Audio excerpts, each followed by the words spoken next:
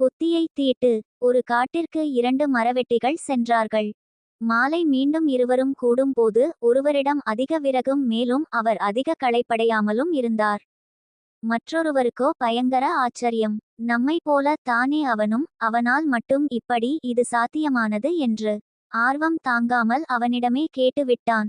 நண்பன் அவனிடம் கேட்டான், இந்த விறகுகளுக்காக நீ என்ன செய்தாய் என்று.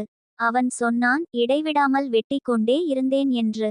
சிறிதும் ஓய்வு இல்லாமலா என்று கேட்டான் நண்பன். ஆம், அதிக விறகுகள் பெற வேண்டுமே, ஆனால் நீ கொஞ்சமும் களைப்படையாமல் இருப்பது எப்படி என்று கேட்டான்.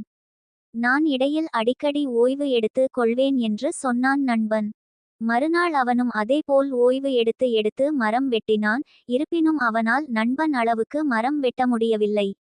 மறுநாள் மரம் வெட்டும்போது ஒளிந்திருந்து பார்க்க வேண்டும் என்று திட்டமிட்டு வீடு திரும்பினான்.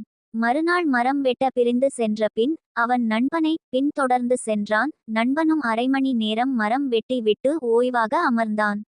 ஆனால் அவன் ஓய்வு நேரத்தில் அவனது கோடாரியை தீட்டிக் கொண்டிருந்தான். Web links